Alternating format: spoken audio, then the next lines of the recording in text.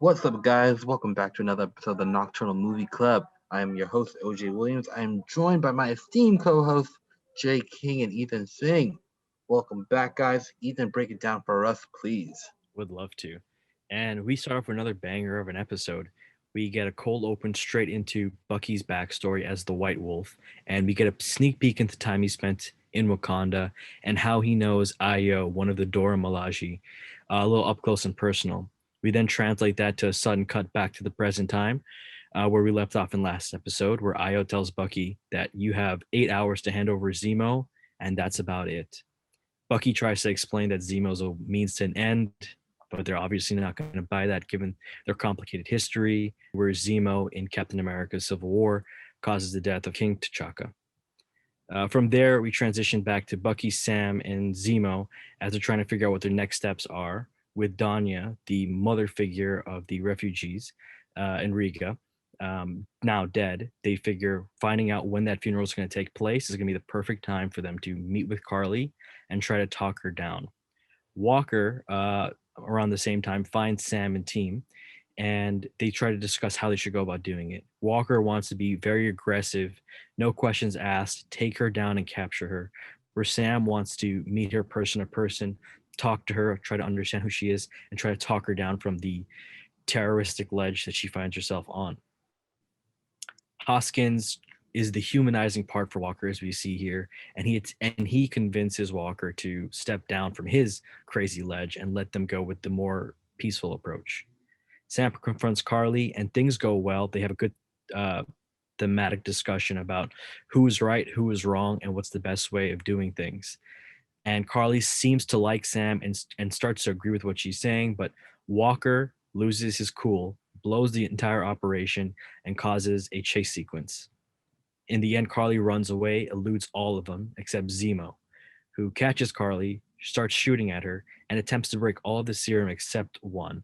Walker comes in, knocks Zemo out, and unwittingly to everybody steals the last vial of serum available. Carly, now with her back against the wall with her last few remaining men, talks about how tough it's going to be without having those extra soldiers at her side.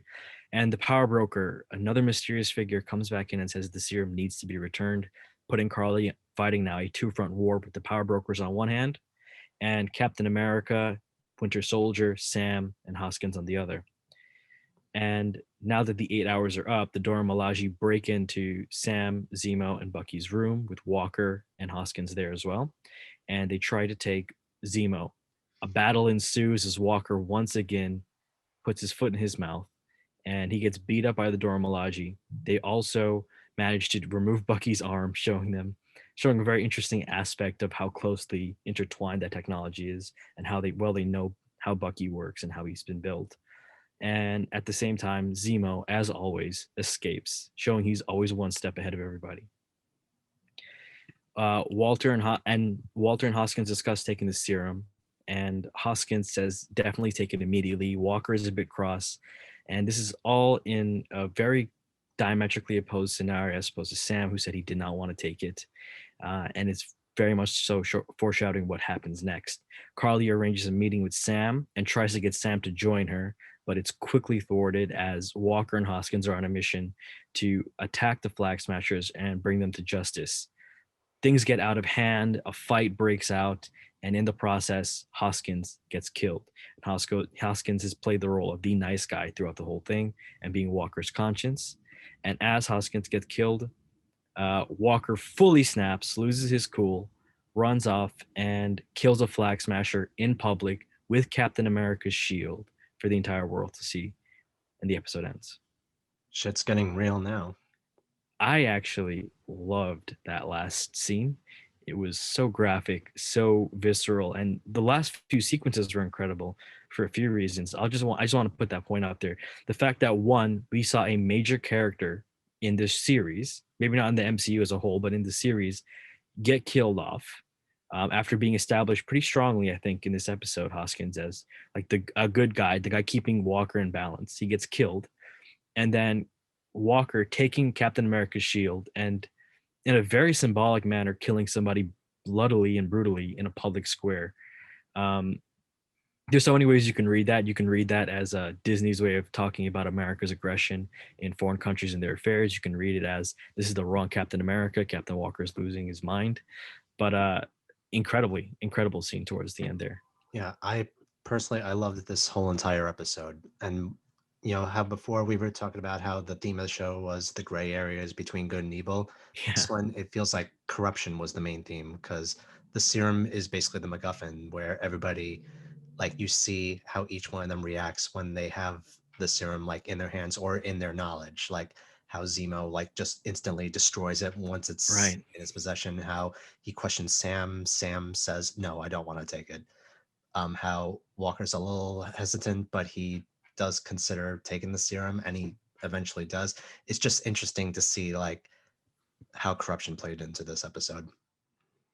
Yeah, I think corruption, but I think it was still a lot about the gray area. I mean, I think a lot of times, like, it's not about wrong or right. It's ultimately things. It's about power, and like who has it. I think was like the big question of the episode. Like, Yeah. do you have power? Do I have power? Like, and that's a lot of things.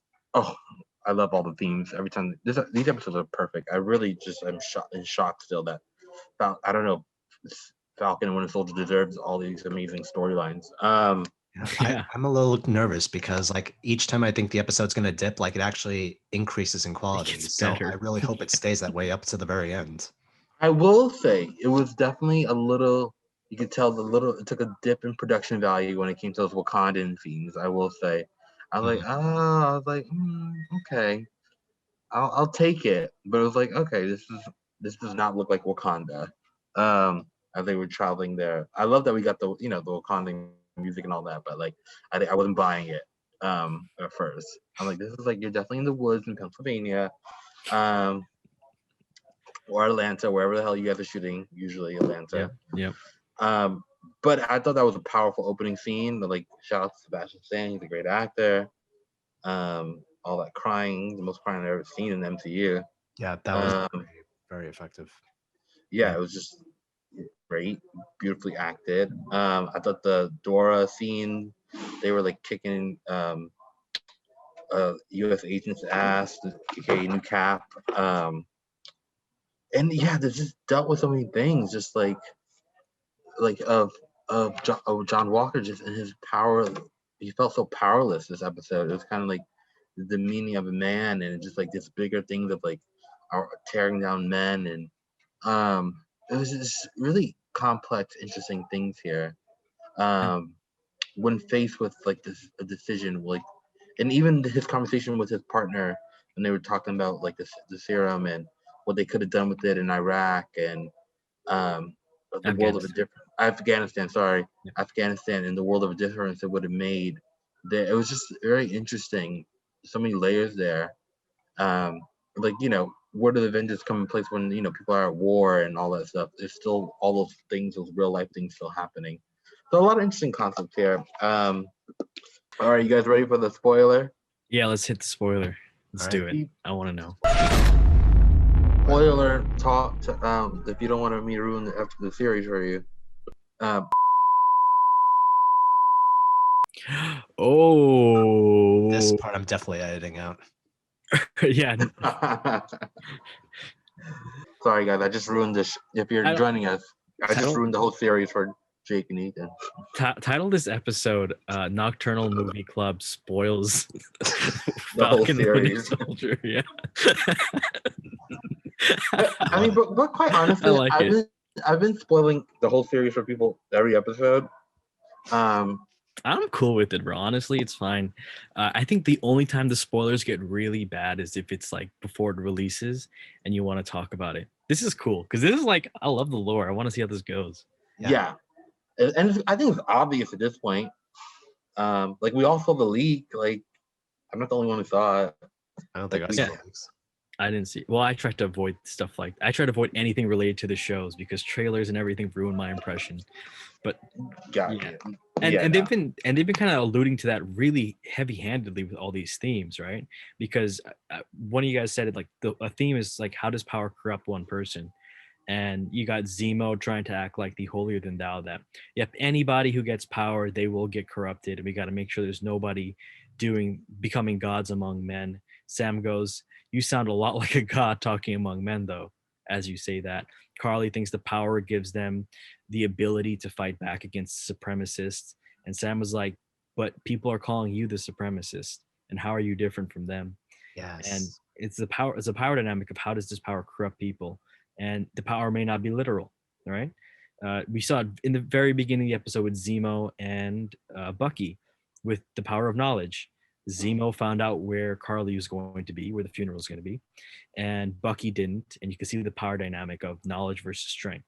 Yeah. It's also kind of interesting how he like was telling the little girl like these people are bad, can't be trusted. Zemo's become my favorite character in this show. Right? Period. Isn't that crazy? I love him. If he didn't do so many horrible things in previous films, I would say he's my spirit animal. I have my one issue is him killing King T'Chaka. I know. But other than that, Zemo's great. And it's so funny as you were talking, Ethan, like all these people and their what their outlook is, but at the end of the day, they all have the same kind of goal. Yeah, exactly. Evil the playing field. They just all want to go about it very different ways. Exactly. Like so Carly's answer is to even the playing field by giving everybody powers, and then Zemo wants no one to have powers. Right. It's really interesting the economy of it all. And Sam just doesn't want anyone to get hurt. Right. It's like it doesn't matter who has power, who doesn't have powers, as long as no one's hurt. Yeah. And going back to what you were saying about power, Ethan, like not only the serum but the shield is like a representation of power, because Sam didn't want the shield, but obviously he's the one who needs to bear it because he didn't want it in the first place. Meanwhile, Jonathan Walker wanted it, got it, and showed basically by the end of the episode that he's not emotionally equipped to take on this responsibility. Yeah. It's like, it reminds me of a quote from this old British comedian that says, anybody who wants to be a politician should immediately be disqualified because of the love for power is never a good thing.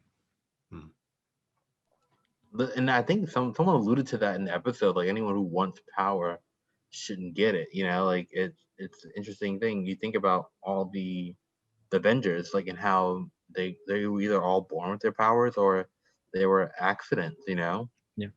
Think about every Avenger. So that's very interesting, the way to go about it. It was a great episode, honestly. Yeah, and it sets up beautifully what we can expect for episode 5. Yes. Like, I love that final shot where everybody's recording him on their phones. Like, basically, oh boy. It was, what a powerful scene. Like, wow, just like he like lost, and then like you even like it's hard to look at John Walker as a totally bad guy. Exactly. Yeah. It's and I love that about the character, because it's like he's in grief. Like he just lost his best friend on a mission that he's responsible for taking him on this journey with him. Like he brought him along. So like I know he feels utterly responsible. Same thing if Cap was to lose, correct. Or same way Iron Man felt when War Machine took that big hit. And even to the writing with Walker earlier, when Sam went in to talk to Carly by himself, he went to Bucky and said, "Are you really going to let your partner go in there like that? If he dies, his blood is on your hands." And he's got that huge thing of, this is my partner, his life is in my hands. And he literally let his own partner down. That's soldier talk right there. Yeah, pure. And that's where he's come from. He is a soldier. He talks about how he got those medals for doing something good, but all his friends died. So what good did he do? That's why I want to see a flashback to like Afghanistan, like what happened over there. They were talking about it like with some gnarly shit. If I was writing the show, I'd love to bring that up towards whenever John Walker comes to near death, to bring it back up, or like a redemption for an evil character, because he's definitely on that villain path now. Well, the big question is whether or not John Walker is going to make it out alive by the end of the show. Oh, after everybody recording him, like he's not, like this is gonna be on him for a while. And who's gonna take him down now that he's a super soldier? Yeah, did he actually take the serum, or is it just in his possession? No, he definitely did. He took that serum, and you could tell. We know it for 2 reasons. We get the reveal when he kicks the soldier down the steps and he hits him with a pipe, and then he just bends the pipe over him. That's right. Yeah. That's when we get the reveal. But also when he kills the guy in the square, it's clear that he's more powerful than him. I think Yeah, I mean, because they're equally as powerful. They took the same Should be serum. equally, yeah. But Yeah, but I guess it's just how it went I guess down. the shield too. Just The shield, yeah. The shield has a mind of its own. And, But, yeah. It was interesting to me when the fan came up to him, and I was just like, how quick was this campaign that everyone around the globe knows who John Walker is already? I'm just like, this happened really fast. Like his his fandom, his fame, like I didn't know like that. I thought that was really interesting that the whole world already knows John Walker. yeah, I like how his partner too, like basically was like, my signature, I include like a Battlestar Galactica logo on it or something like Which that. I think goes back to his comic book origin, like what he's his Battlestar, the character. yeah, he's right? Battlestar, yeah. That's right. So I thought that was a good nod because we're not going to see him go full Battlestar now. Sadly, I liked him. Damn. Well, Yeah, I liked him. He was you never great. know. Like not many people remain dead in the Marvel universe. But that's one thing. I mean, I hate to see him die, but one thing I do want to see more in the MCU is characters actually dying. Because if you know for a fact these guys have such thick plot armor that they can survive anything, it's not fun to watch. I mean, and that's why I think like the last few scenes of this episode were some of the boldest moves the MCU has ever made. I think, period. actually with- this too. Yeah. A bloodied Captain America shield. That sounds like something DC would have thought of, being the edgelords they are. And then MCU just did it really well. They did. The MCU, I mean, Jesus, DC can't have anything. But to DC, Yeah. MCU, they gave, you had a chance, It was there. Opportunity to present yourself. You're just a mess. Yeah. Also, in speaking of bold, like I'm really loving now where the Carly's going to be going at this point, because she basically murdered somebody. So all that denial of like, oh, we're not like. Well, she murdered people, a lot of people. She burned but murdered somebody objectively good. I think someone that people loved and cared about, and her whole thing was like, yeah, we gotta kill these bureaucrats, these machines, these monsters, and this comes after stating that. Yeah, and it's clear like, oh crap, she saw how she took somebody from someone that cared about it, and she's like, I'm literally the same thing of these people, the people I'm fighting, I'm the same thing. And again, power, how it can corrupt you is a big theme here. Definitely. How you use this power. With great power comes great responsibility. I'm Carly. Honest, I never thought the day would come where a TV show for Marvel would ever rival the movies, because this is shaping up to be one of the best Marvel products, period. I think in everything. It's probably going to be top 3 with Black Panther and okay.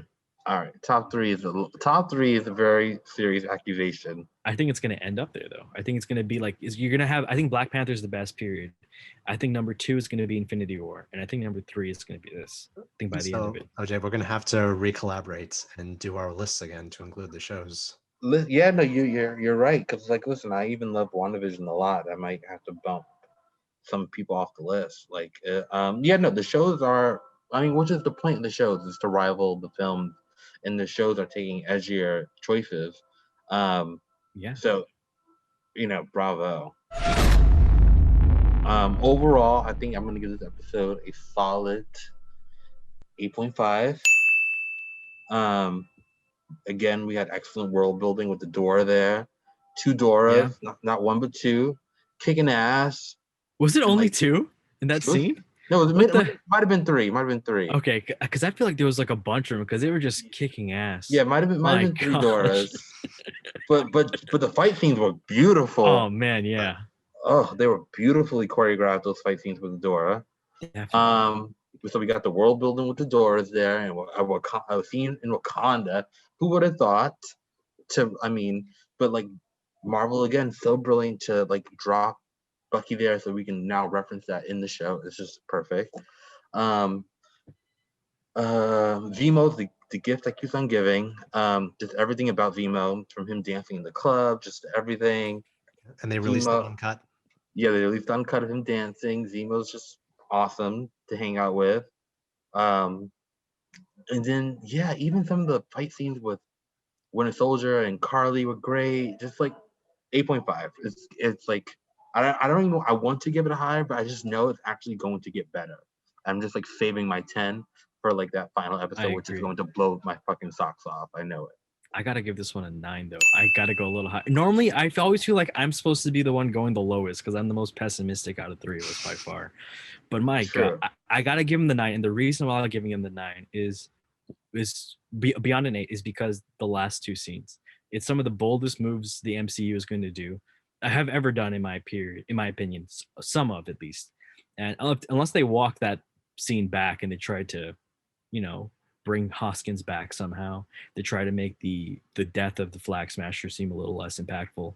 I think this is going to stay a 9 for me. You have characters with amazing motivations, great themes, the whole idea of the power corruption, how Zemo approaches power, how Walker approaches power, how Sam approaches power. It's really great. Characters that were properly written and played out as such. I think a good screenplay starts with great characters, and once you take great characters and put them in a world, they should just play out the script. The script should just play itself out, and I think they did that perfectly here. So I got to give it a 9 out of 10. Yeah, I'm not going to hold back. I think I'm going to go for a 9 with this as well.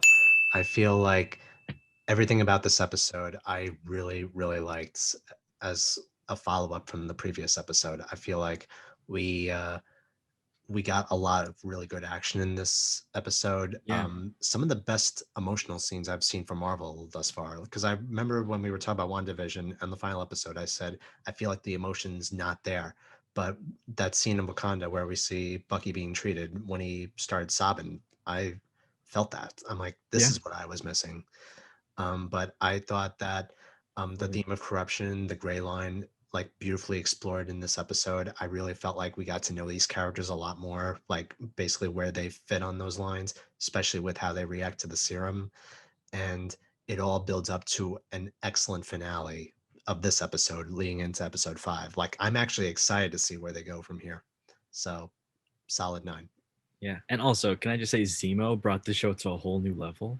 I feel like episodes 1 and 2 were 7s and 8s in between that ballpark. With Zemo, everything is now an 8 or a 9, and it's only going to go to a 10 to me, I feel. Yeah. So, Yeah. Oh yeah. I know that by the time the finale hits, we're gonna get a 10. You know, it's just like there's so much left, and what was this? There's only 2 episodes left, right?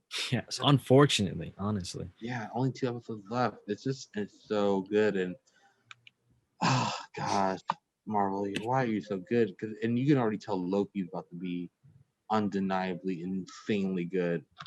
I mean, if they're going to keep it up, I mean, WandaVision was pretty solid. This show was amazing. Well, how does it work? Because I think we get a month off, right? After this. Do we? Probably. I think Loki's not coming on till after Black Widow, I believe. And when is Black Widow officially coming out? May 9th. Looking this up. I'm Yeah, looking up it's too. being released on June 11th. So I think we got like a little bit of a break. I love how before with OJ, it's like DC, why are you so bad? Marvel, why are you so good? It's not a nocturnal movie club if we don't admit how bad DC is. It's not fitting, honestly. Thank you so much for joining us. We'll be back next week on another episode of the Nocturnal Movie Club. Peace. Bye.